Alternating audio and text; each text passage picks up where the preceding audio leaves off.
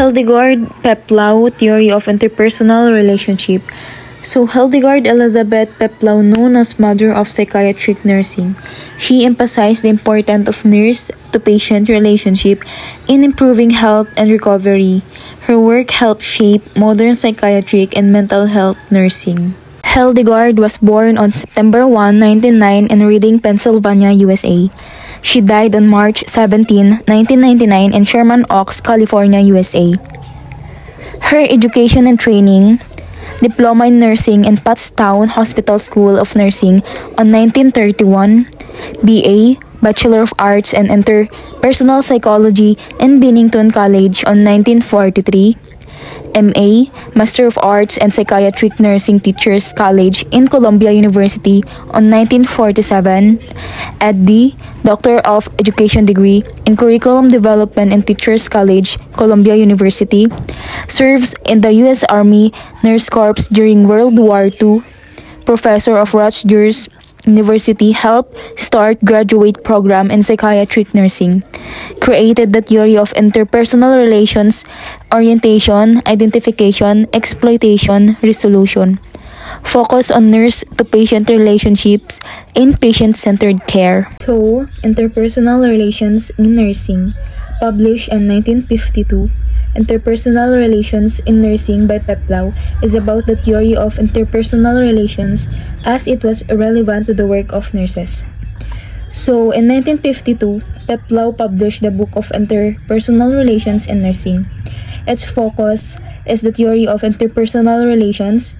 It means kung paano nakikipag-usap ang mga nurse sa kanilang pasyente at kung paano nakakatulong yung relasyon na yon sa pag-alaga at paggaling ng pasyente. So, parang sinasabi dito na hindi lang basta medical treatment ang mahalaga, kundi yung relations between nurse and patient. So, kapag maganda yung relation nila, mas nagiging effective ang nursing care. For example, may pasyente na kinakabahan sa hospital procedure, and then yung nurse, kinausap siya ng maayos.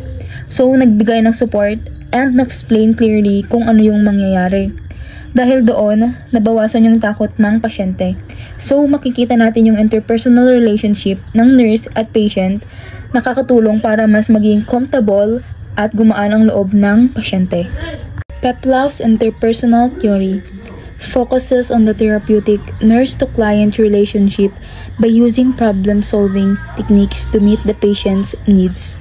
Influenced by the interpersonal relationship theories of Freud, Maslow, and Sullivan, as well as by the contemporaneous psychoanalytical model. So, Peplau interpersonal theory is about the therapeutic relationship between the nurse and the patient.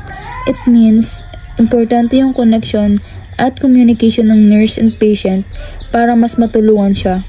So, gumagamit yung nurse ng problem-solving techniques para ma-address o ma-provide yung needs ng pasyente.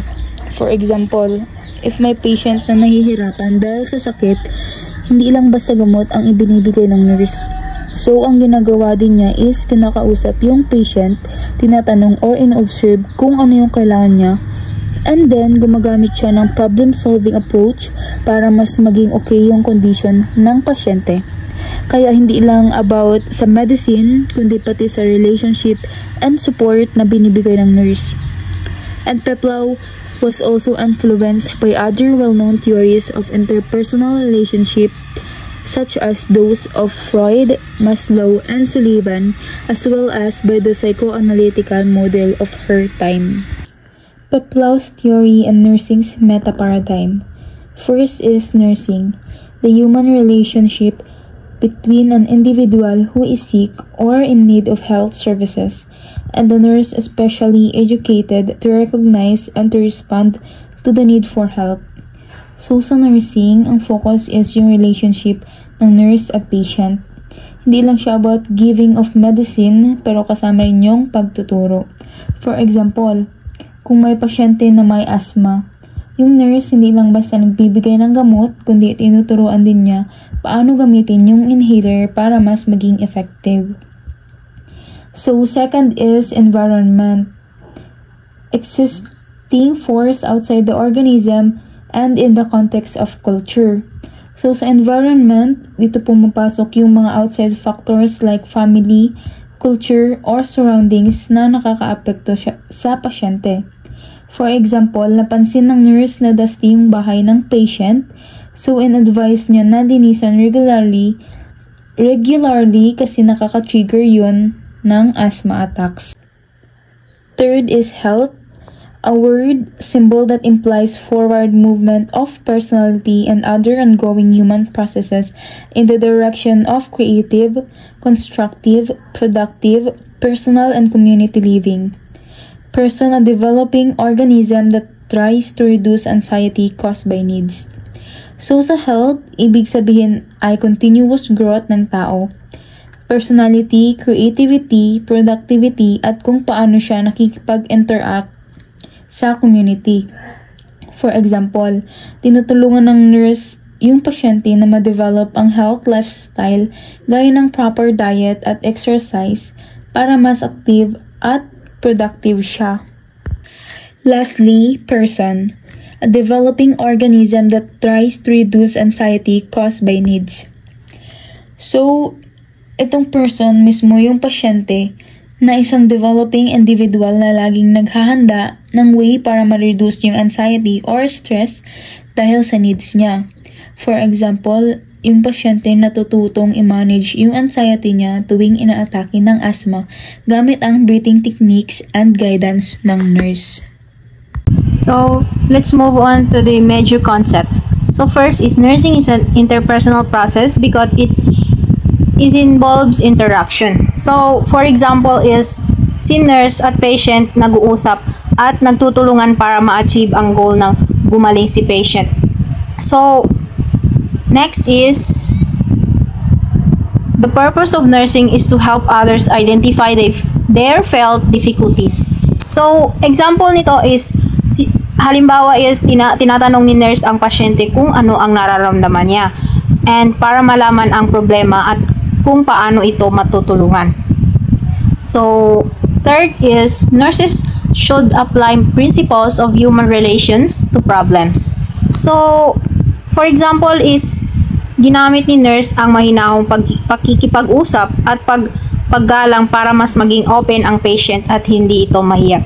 So, dapat irespeto natin and dapat mahinahon lang tayo makikipag-usap sa ating patient para hindi ito matakot at para mapadali ang kanyang paggaling.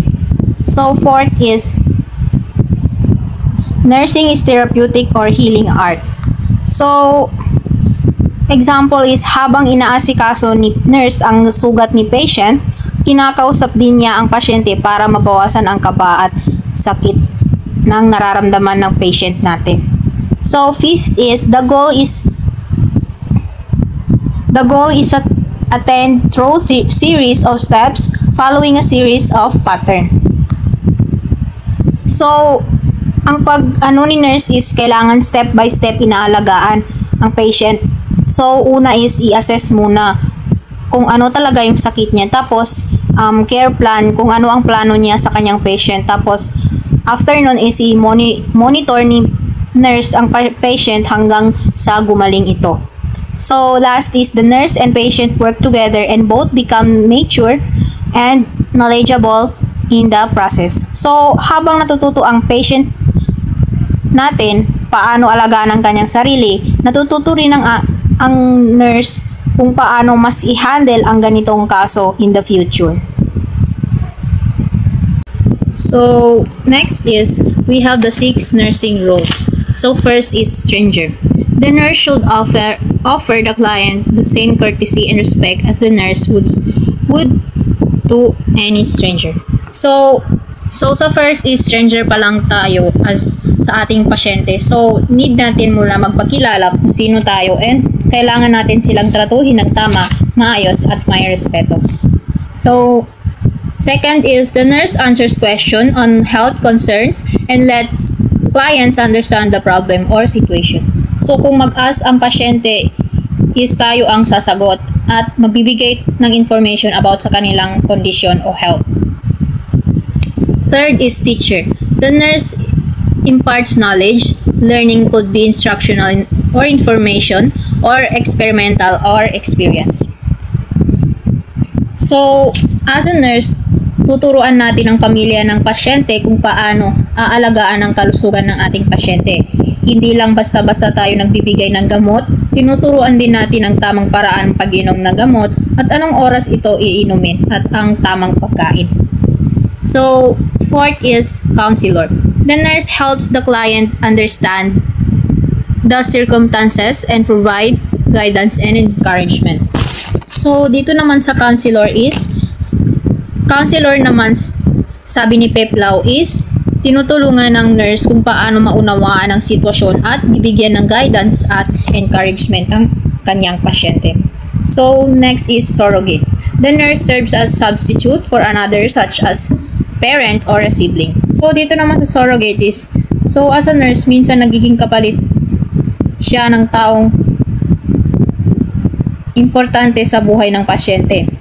Halimbawa, kung namatay ang kanyang magulang, kapatid, or guardian. So, ito ang role ng nurse kapag kailangan ng pasyente ng emotional support or guidance. So, last is leader. The nurse helps the client assume maximum responsibility for meeting treatment goals in a mutually satisfying way.